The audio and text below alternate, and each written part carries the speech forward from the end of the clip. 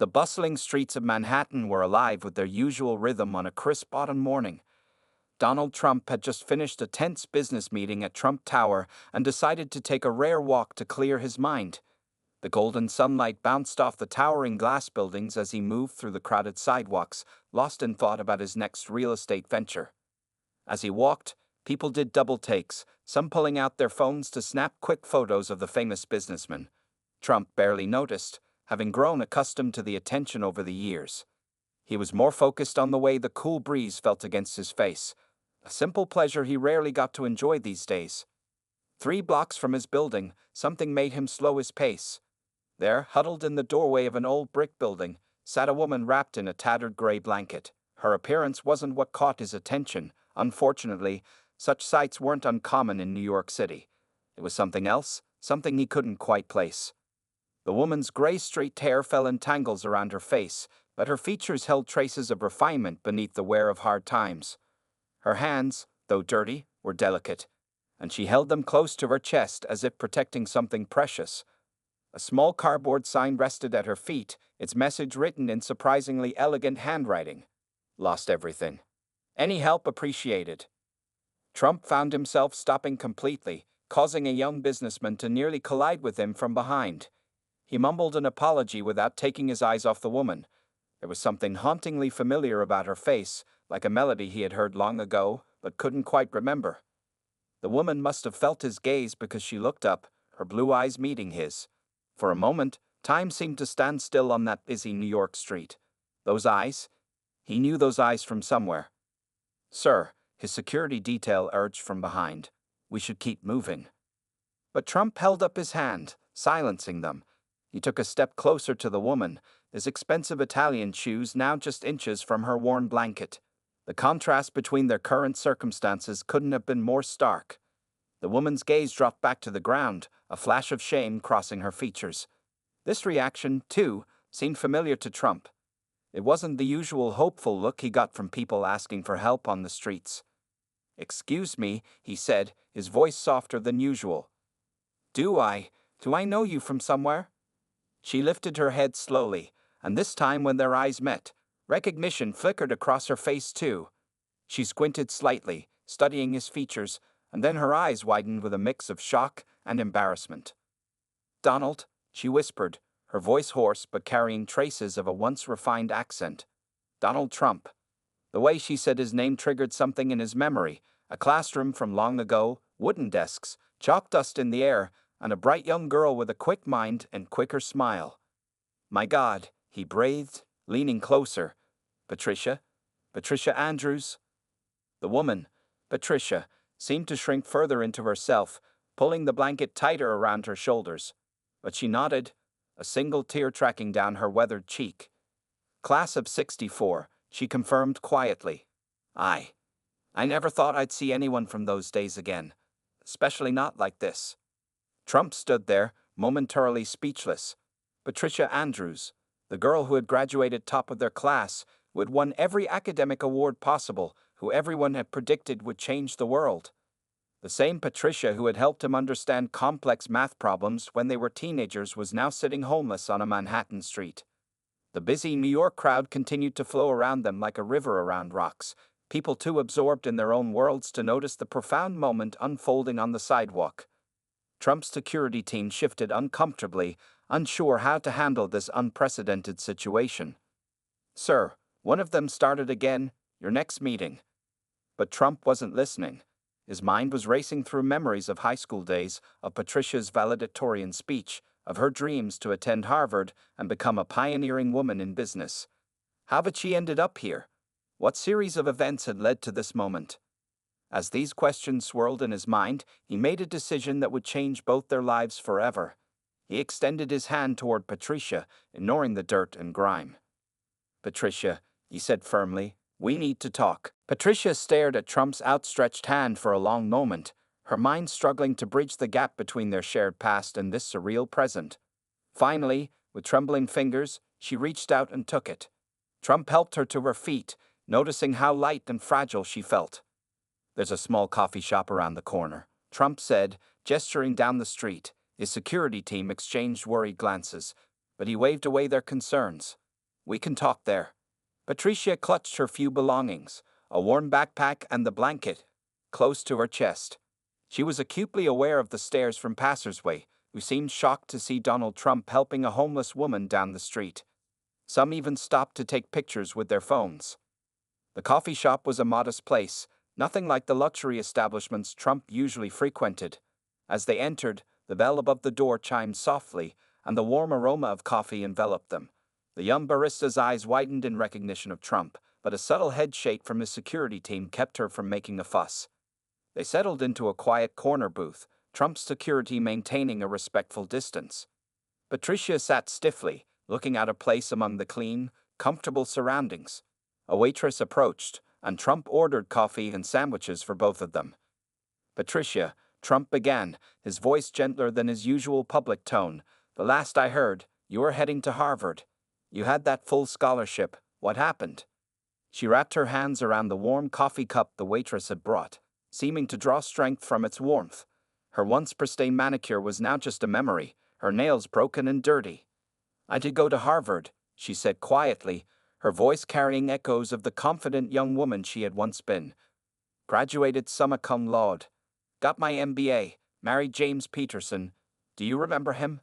He was 2 years ahead of us. Trump nodded, recalling the tall, athletic boy who had gone on to become a successful investment banker. We had a good life, Patricia continued, her eyes growing distant. I was a senior partner at a consulting firm. We had a beautiful home in Connecticut, 2 kids in private school. Everything seemed perfect. She paused, taking a small sip of coffee. Her hands trembled slightly as she set the cup down. Then James got sick, pancreatic cancer. It moved so fast. Her voice cracked. The insurance covered most of it, but there were experimental treatments we paid for out of pocket. We burned through our savings, took out second and third mortgages. I was so focused on saving him that I didn't notice the warning signs at work. Trump leaned forward, completely absorbed in her story. The sandwich in front of Patricia remained untouched. My firm was involved in some questionable practices. When it all came crashing down, I was named in the lawsuits. I hadn't done anything wrong, but I was too distracted by James's illness to notice what was happening around me. By the time the dust settled, James was gone, my reputation was ruined, and I had lost everything. She finally picked up half of her sandwich, taking a small bite as if remembering she needed to eat. Trump noticed how she savored each bite, like someone who didn't know when their next meal would come. The kids? Trump asked gently. With James's sister in California, Patricia replied, her voice thick with emotion. I couldn't let them see me like this. They think I'm working abroad. Sarah, James's sister, she sends me updates sometimes when she can find me. Trump sat back, processing everything he'd heard. The Patricia he remembered had been brilliant, determined, unstoppable. She had helped him understand calculus when no one else could make it click. She had been voted most likely to succeed in their yearbook. And now, how long have you been? He gestured vaguely, not wanting to say the word homeless. On the streets? Patricia finished for him, a bitter smile crossing her face. 8 months. I stayed with friends at first, but eventually, the welcome wore out. Pride kept me from asking for more help. Depression made it hard to fight back, and here I am. She looked down at her dirty clothes, then back at Trump, her eyes filling with tears. I never thought anyone from our old life would see me like this. Especially not you, Donald. You always said you'd be the most successful person from our class. Looks like you were right. Trump felt something tighten in his chest. He had achieved everything he dreamed of and more, while Patricia, who had once seemed destined for greatness, had lost it all through no fault of her own. In that moment, he made a decision that would change both their lives. Trump sat quietly for a moment, his coffee untouched, as he gathered his thoughts. The busy coffee shop continued its normal rhythm around them, but in their corner booth, time seemed to stand still. Tell me everything, Trump said finally. I want to understand exactly how this happened. Patricia took a deep breath, her shoulders straightening slightly as if preparing to carry a heavy load. After James died, I threw myself into work. It seemed like the only way to cope with the grief. But I wasn't paying attention to what was happening around me at the firm. She paused, taking another small sip of coffee. Our CEO had been making risky investments, cooking the books to hide losses. When it all came to light, everyone at the senior level was implicated. Even though I hadn't been involved, my signature was on documents I should have read more carefully. Trump nodded, understanding the weight of such oversight in the business world. He'd seen similar situations destroy careers before. The legal fees alone would have broken me, Patricia continued. But combined with James's medical bills, the mortgages, I had to sell everything. The house, the cars, my jewelry. Even then, it wasn't enough. Her voice grew quieter as she described her descent into homelessness. At first, I stayed with friends. A few weeks here, a month there. But people get tired of a house guest who has no end date in sight. The depression made it hard to look for work. Who wants to hire a disgraced executive in her 60s? Trump listened intently as Patricia described sleeping in her car until it was repossessed, then moving between shelters until they ran out of space. She talked about the shame of applying for food stamps, of learning which public bathrooms were safest to use, of finding places to stay warm during cold nights. The hardest part, she said, her voice breaking slightly, is not being able to see my children. My daughter Emma just graduated from college. My son Michael is starting his senior year of high school. I missed it all.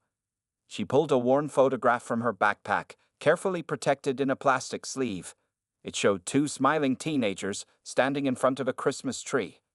Trump could see traces of the Patricia he remembered in their features. Sarah, James's sister, sends me photos when she can find me. She's the only one who knows the truth. The kids think I'm working in Europe, trying to rebuild my career. Sarah tells them I'm not good with technology. That's why I don't video call. It's better this way. Trump studied the photo, then looked back at Patricia. Despite everything, he could still see glimpses of the determined young woman who had once helped him understand complex mathematics. Her intelligence shone through, even now. Have you tried reaching out to any of our old classmates? Trump asked. Surely someone would have helped. Patricia shook her head. Pride, I suppose. And shame. Everyone from our class did so well. Richard became a surgeon, Mary's a judge, and you, she gestured at him with a sad smile. Well, you became Donald Trump. How could I face any of you like this?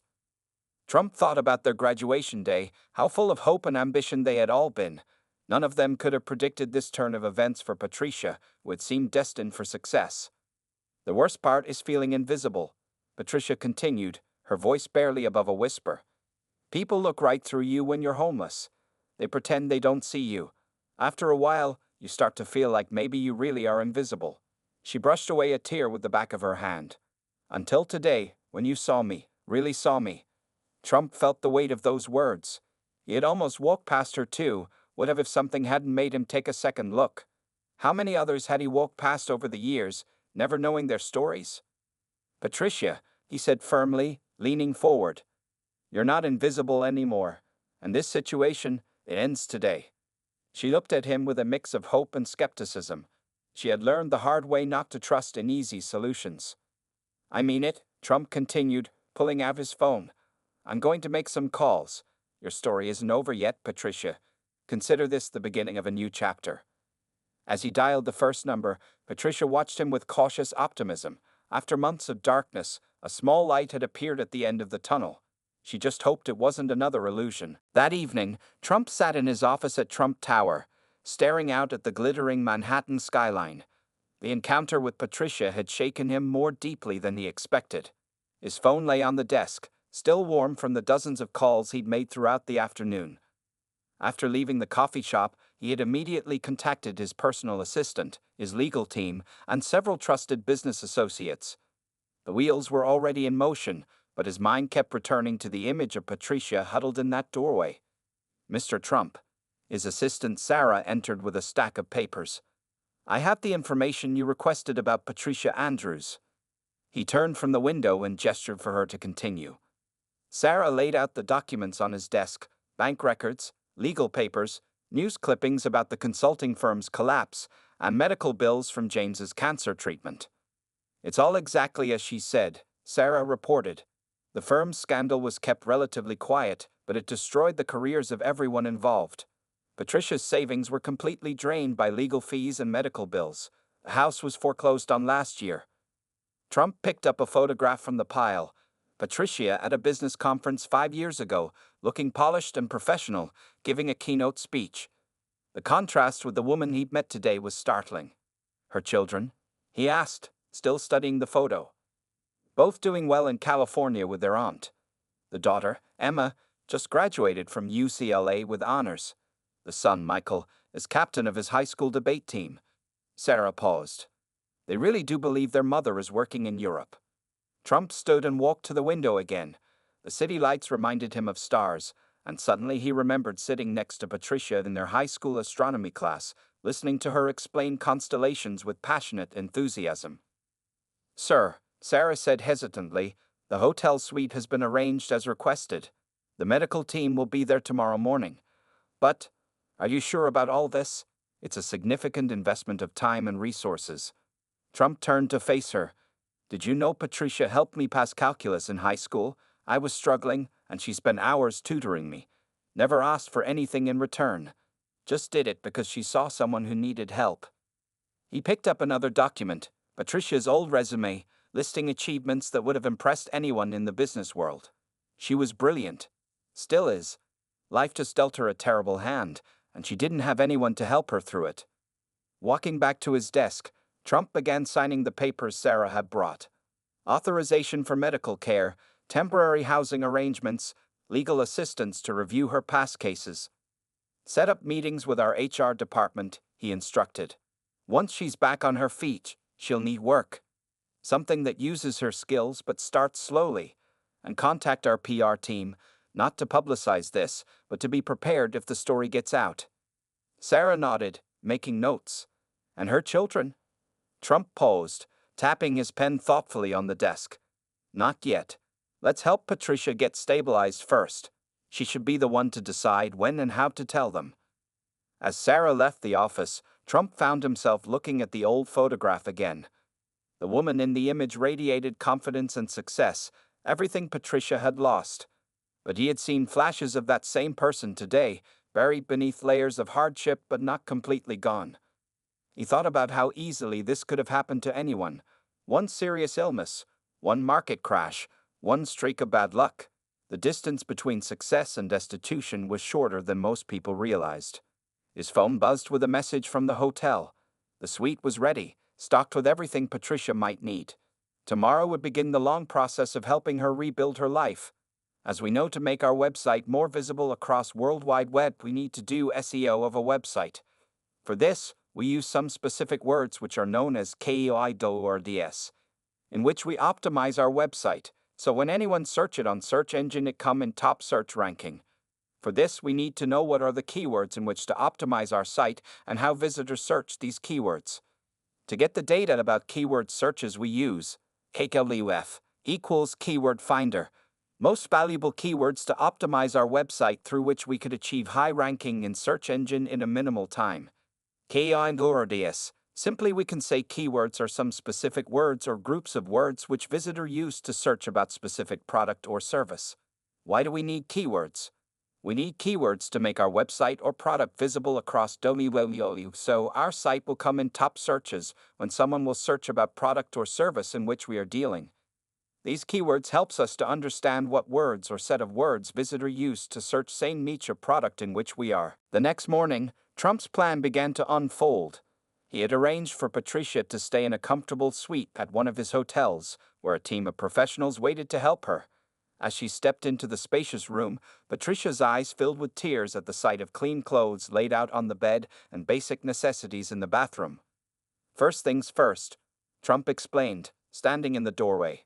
"You'll meet with Dr. Sarah Chen, one of the city's best psychiatrists. She specializes in helping people who've experienced sudden life changes and loss."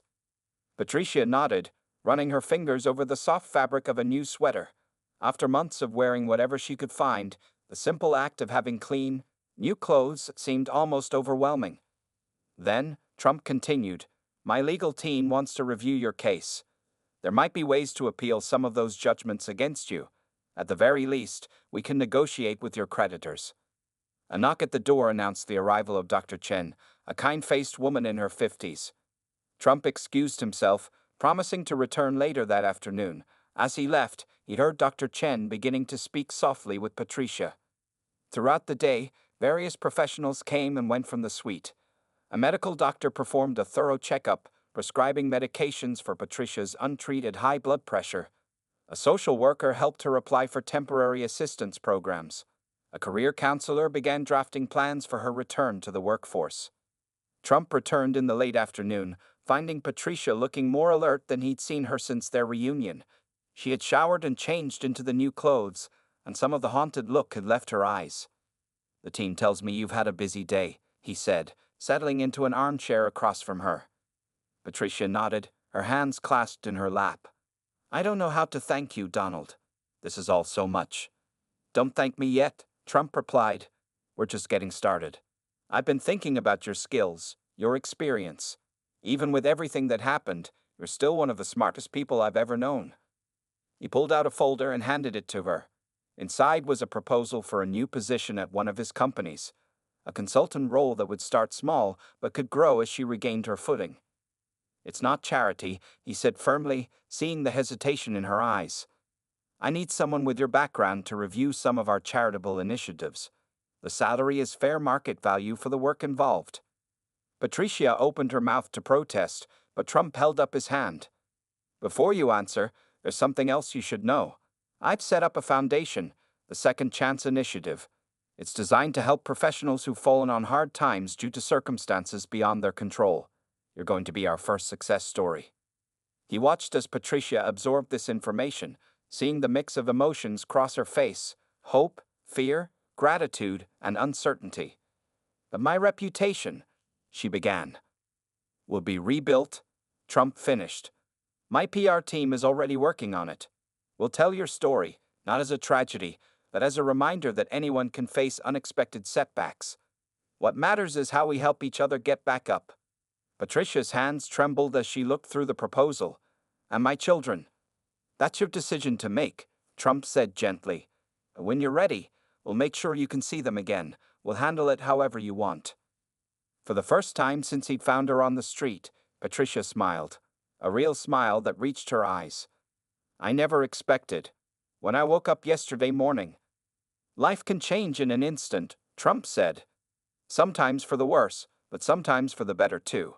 You helped me once, Patricia. Now it's my turn to help you." As he left the hotel that evening, Trump felt a deep satisfaction. He had the resources to change lives, and to date he had used them well. But more than that, he had been reminded of an important lesson: that success was fragile, and true strength lay not in never falling, but in helping others rise when they did. Back in her suite, Patricia stood at the window, watching the city lights come on. For the first time in months, she felt like herself again, not just a shadow on the street, but Patricia Andrews, the woman who had once helped Donald Trump understand calculus, who had graduated top of their class, who had built a successful career. Tomorrow would bring new challenges, but tonight, she allowed herself to feel something she had almost forgotten: hope. Over the next few weeks, Patricia's transformation began to take shape. Each morning, she woke up in her hotel suite, still amazed by the comfort of a real bed after months on the streets. Her days fell into a steady routine that gave her back the structure she had lost. Dr. Chen's therapy sessions helped Patricia work through her depression and grief. They talked about James, about the guilt she felt over losing everything, and about her fear of facing her children. Slowly, Patricia began to understand that her circumstances didn't define her worth. "You survived something that would have broken many people," Dr. Chen told her during one session. "That shows incredible strength, not weakness." Trump's legal team worked tirelessly on her case.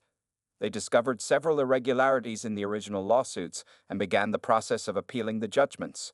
While they couldn't undo everything, they managed to negotiate settlements that would give Patricia a fresh start. The career counselor helped Patricia update her resume, carefully explaining the gaps in her employment history. Together, they practiced interview techniques and discussed how to address questions about her past. Patricia's hands no longer shook when she talked about the consulting firm's collapse. In her new role at Trump's company, Patricia started small, reviewing charitable programs for efficiency and impact.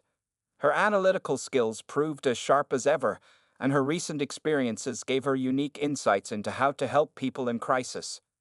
Your report on the homeless shelter program was excellent, Trump told her one afternoon, visiting her new office. You identified issues we never noticed before. Patricia smiled, touching the small nameplate on her desk that read Patricia Andrews, Program Consultant. When you've lived it, you see things differently, she replied. Her health improved steadily under medical care. Regular meals and medication brought her blood pressure under control. The haunted look in her eyes faded, replaced by growing confidence. Even her posture changed, straightening from the protective huddle she had developed on the streets. One evening, Patricia sat in her hotel suite with Sarah, James's sister, who had flown in from California. They were discussing the hardest step yet, telling the children the truth. Emma and Michael need to know, Sarah said gently. They love you, Patricia. They'll understand. Patricia nodded, looking at recent photos of her children. Emma, now a college graduate, looking so much like Patricia had at that age. Michael, growing into a young man, with James's smile. I've written and rewritten this letter 100 times, Patricia said, holding up several pages of handwritten text. How do you explain to your children that their mother has been living on the streets? Sarah reached across and squeezed her hand. You tell them the truth, that you loved them so much you couldn't bear to let them see you suffer, that you're getting better now, and you want them back in your life. Trump's PR team had carefully managed the story of Patricia's recovery. Instead of a scandal, they presented it as a story of resilience and redemption. Several respected business magazines had already requested interviews, interested in sharing her journey. Your story gives hope to others, the PR director had explained. It shows that even in the darkest times, there's a way back. As her 6th week of recovery drew to a close, Patricia stood in front of her hotel room mirror, hardly recognizing herself. The woman who looked back at her was well-dressed and groomed, with clear eyes and a determined expression. She was preparing for her first full day as a regular employee at Trump's company, moving from the hotel to her own small apartment. Her phone buzzed with a text from Trump. Ready for the next chapter? Patricia smiled and typed back. More than ready. Thank you for believing in me. As she gathered her belongings, no longer fitting in a single backpack, but now filling a proper suitcase, Patricia thought about how far she had come. The street corner where Trump had found her was only a few blocks away, but it felt like another lifetime. She had a long way to go still. Rebuilding a life wasn't easy, and there would be challenges ahead. But for the first time in years, Patricia felt like herself again, not just surviving, but beginning to thrive. The day Patricia's children were scheduled to arrive in New York, the weather matched her nervous energy, bright but unsettled, with clouds racing across the sky. She stood in her new apartment, adjusting and readjusting the photos she had placed on the shelves, trying to make everything perfect. Trump had offered to send his private jet to bring Emma and Michael from California, but Patricia wanted their reunion to be simple and personal. They were flying commercial, with their Aunt Sarah accompanying them for support. Everything will be fine, Trump assured her during a morning phone call. They're your children, Patricia. They love you. Patricia touched the fresh flowers on her coffee table, another small sign of her renewed life. Her apartment was modest but comfortable, paid for with her own salary now. The walls were decorated with inspirational quotes she had chosen herself, and family photos Sarah had saved for her. At exactly 2 p.m., there was a knock at her door. Patricia's heart raced as she walked to answer it. She paused for a moment, took a deep breath, and opened the door. Emma and Michael stood there, Sarah slightly behind them. For a long moment, no one moved. Then Emma burst into tears and threw herself into her mother's arms. Michael joined them a second later, and the three of them stood in the doorway, holding each other and crying. Mom, Emma whispered between sobs. We missed you so much. I'm so sorry, Patricia said, holding them tight. I'm so sorry I stayed away.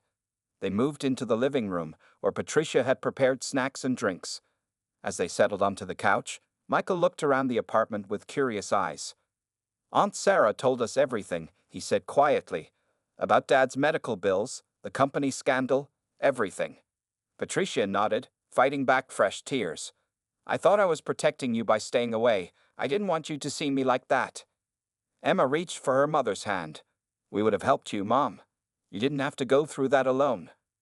I know that now, Patricia replied. I let pride and shame keep me from reaching out, but I'm getting better. I'm working again in a job I love. And I promise, no more secrets. They spent the afternoon talking, catching up on everything they had missed. Emma shared stories about her college graduation, and Michael talked about his debate team victories. Patricia listened to every word, treasuring these moments she had thought she might never have again. Later that evening, after Sarah had taken the kids to their hotel, Patricia sat alone in her apartment, feeling both drained and deeply happy. Her phone buzzed with a text from Trump. How did it go? She smiled as she typed back. Better than I ever dreamed. Thank you for helping make this possible. The next day, Patricia took Emma and Michael to her office. She showed them her nameplate, her desk, the view from her window. She introduced them to her colleagues, including Trump, who had stopped by specifically to meet them. Your mother is one of the smartest people I know, he told them. She helped me pass calculus in high school, and now she's helping us make our charitable programs better than ever. Emma beamed with pride. That sounds just like Mom. She always knows how to fix things. Over lunch, Patricia shared her plans for the future. She would continue working at Trump's company, but she also wanted to get involved with programs helping other professionals who had fallen on hard times. I want to give back, she explained to her children. Help others the way I was helped. As she walked them back to their hotel that evening, Patricia felt a deep sense of peace. Her life wasn't perfect. She still had debts to pay off, relationships to rebuild, and emotional scars to heal. But she had her children back, meaningful work to do, and hope for the future. Looking up at the New York sky, Patricia remembered something Dr. Chen had told her. Recovery isn't about getting back to exactly who you were before. It's about becoming someone new, someone stronger because of what you've been through. Patricia smiled, knowing that her new beginning was just that. A beginning, with all the possibilities that word contained. 1 year after Trump found Patricia on that Manhattan street corner, he stood at a podium in the grand ballroom of his hotel. The room was filled with business leaders, social workers, and media representatives, all gathered for the official launch of the Second Chance Initiative. Sometimes, the smallest moments can lead to the biggest changes. Trump began, looking out at the audience. A year ago, I almost walked past someone who needed help. If I had, I would have missed the chance to make a real difference, not just in one life, but in many. Patricia sat in the front row, flanked by Emma and Michael, who had flown in for the event. She looked elegant and confident in a navy blue suit, her silver hair styled professionally. No one would have guessed that just a year ago, she had been homeless. I'm pleased to introduce our program director, Trump continued. Someone who understands better than most what it means to fall down and get back up again. Please welcome Patricia Andrews. The applause was warm as Patricia took the stage. She had practiced this speech for weeks, but looking out at the audience, she spoke from her heart instead.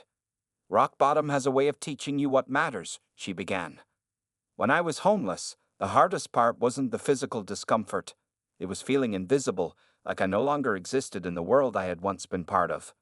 She described the Second Chance Initiative's mission, to identify professionals who had lost everything through circumstances beyond their control and provide them with comprehensive support: housing, healthcare, legal aid, career counseling, and most importantly, hope. We've already helped 50 people rebuild their lives, Patricia announced. Former executives, doctors, teachers, people who thought they had lost everything. Today, they're working again, reunited with their families, giving back to their communities. In the audience, several of these success stories nodded, their eyes bright with emotion. They had become a kind of family, supporting each other through their recovery journeys. After the ceremony, Trump and Patricia stood together, watching the guests mingle and network. The Second Chance Initiative had already attracted significant funding from other business leaders, inspired by the program's success. Did you ever imagine this, that day you found me? Patricia asked quietly. Trump shook his head. I just knew I had to help. Everything else grew from that moment. Emma and Michael joined them, proud smiles on their faces. They had both become involved in the initiative, Emma handling social media and Michael helping with the youth outreach program. Mom's story went viral again, Emma reported, checking her phone.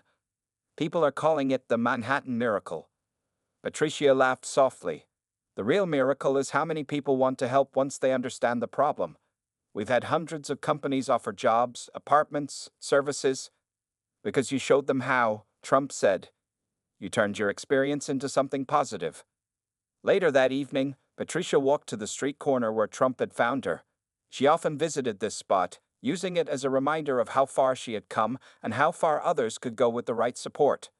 A homeless woman sat there now, much like Patricia had a year ago. Instead of walking past, Patricia stopped and sat down beside her.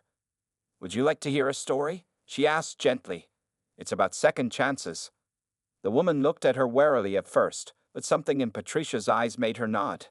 As Patricia began to share her journey, she saw a tiny spark of hope light up in the woman's face, the same spark Trump had ignited in her that day. Back in her office the next morning, Patricia found a note from Trump on her desk. You've turned one moment of kindness into a movement. Proud to have you on my team. She smiled, tucking the note into her drawer with other precious mementos. The first paycheck from her new job, photos of her reunited family, letters from people the initiative had helped. The phone rang, another case requiring her attention, another life waiting to be rebuilt. Patricia picked it up, ready to help someone else find their way back from rock bottom. After all, every new beginning started with someone choosing to care, choosing to stop and see the person behind the circumstances.